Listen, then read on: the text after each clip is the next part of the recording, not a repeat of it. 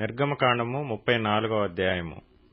మరియు యెహోవా మోషేతో, మొదటి పలకల వంటి మరి 2 రాతి పలకలను చెక్కుము. నీవు పగలగొట్టిన మొదటి పలకల మీదనున్న వాక్యములను నేను ఈ పలకల మీద వ్రాసెదను. ఉదయమునకు నీవు సిద్ధపడి ఉదయమున సీనాయి కొండ ఎక్కి అక్కడ శిఖరం మీద నా సన్నిధిని నిలిచియుండవలెను. ఏ నరుడును నీతో ఈ కొండకు రాకూడదు, ఏ నరుడును ఈ కొండ మీద ఎక్కడనైనను కనపడకూడదు. ఈ కొండ ఎదుట గొర్రెలైనను ఎద్దులైనను మేయకూడదని సెలవిచ్చెను.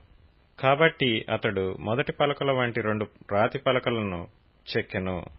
మోషే తనకు యెహోవా ఆజ్ఞాపించినట్లు ఉదయమందు పెందలకడ లేచి ఆ 2 రాతి పలకలను చేత పట్టుకుని సీనాయి కొండ ఎక్కగా, మేఘంలో యెహోవా దిగి అక్కడ అతనితో నిలిచి యెహోవా అను నామమును ప్రకటించెను.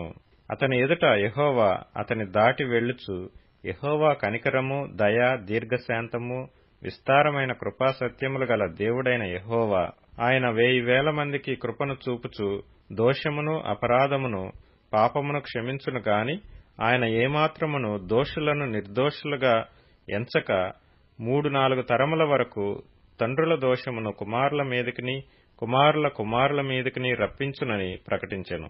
అందుకు మోషే త్వరపడి నేల వరకు తల వంచుకుని నమస్కారము చేసి, ప్రభువా, నా మీద నీకు కటాక్షము కలిగిన ఎడల నా మనవి ఆలకించుము. దయచేసి నా ప్రభువు మా మధ్యను ఉండి మాతో కూడా రావలెను. వీరు లోబడనొల్లని ప్రజలు, మా దోషమును పాపమును క్షమించి మమ్మను నిస్వాస్థ్యముగా చేసుకొనుమనెను. అందుకు ఆయన, ఇదిగో నేను ఒక నిబంధన చేయుచున్నాను. భూమి మీద ఎక్కడనైనను ఏ జనములోనైనను చేయబడని అద్భుతములు నీ ప్రజలందరి ఎదుట చేసెదను.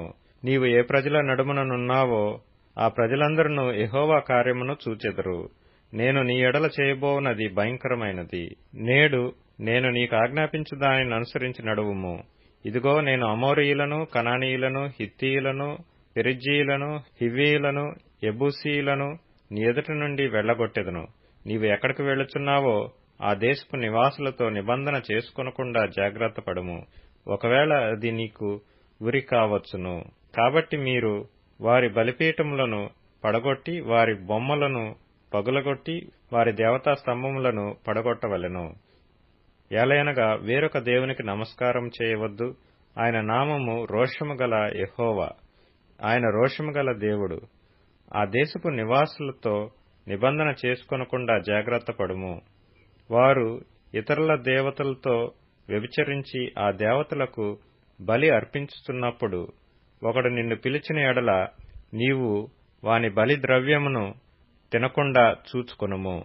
మరియు నీవు నీ కుమారుల కొరకు వారి కుమార్తెలను పుచ్చుకొను నెడల వారి కుమార్తెలు తమ దేవతలతో వ్యభిచరించి నీ కుమారులను తమ దేవతలతో వ్యభిచరింపచేయుదురేమో.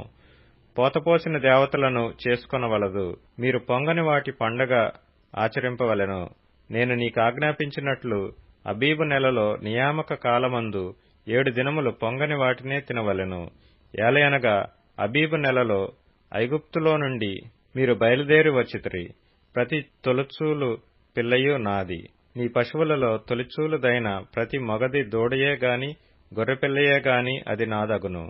గొర్రెపిల్లను ఇచ్చి గాడిద తొలిపిల్లను విడిపింపవలెను. దాని విమోచింపని ఎడల దాని మెడను విరగదీయవలెను. నీ కుమారులలో ప్రతి తొలిచూలు వాని విడిపింపవలెను. నా సన్నిధిని వారు వట్టి చేతులతో కనబడవలదు. 6 దినములు నీవు పనిచేసి 7వ దినమున విశ్రమింపవలెను. దున్ను కాలమందైనను కోతకాలమందైనను ఆ దినమున విశ్రమింపవలెను.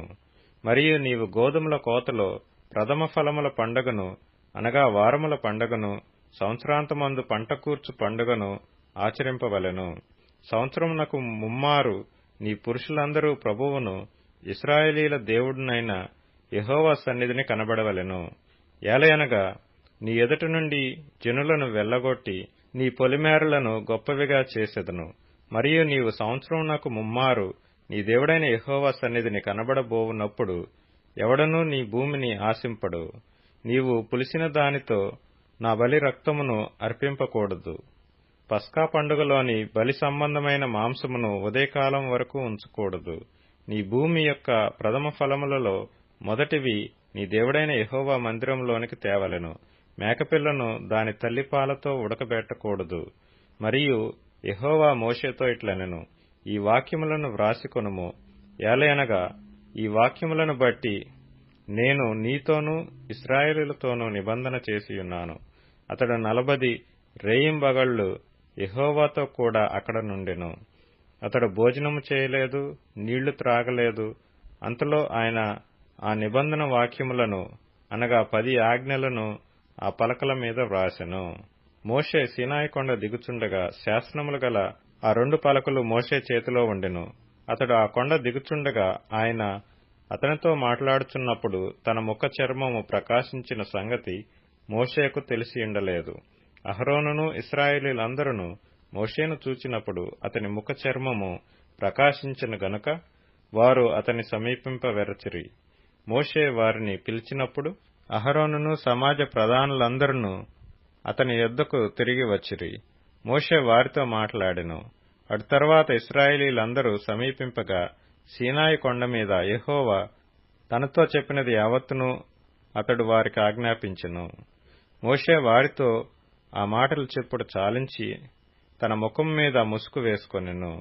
అయినను మోషే యెహోవాతో మాట్లాడుటకు ఆయన సన్నిధిని ప్రవేశించినది మొదలుకొని అతడు వెలుపలికి వచ్చు వరకు ఆ ముసుగు తీసివేసెను.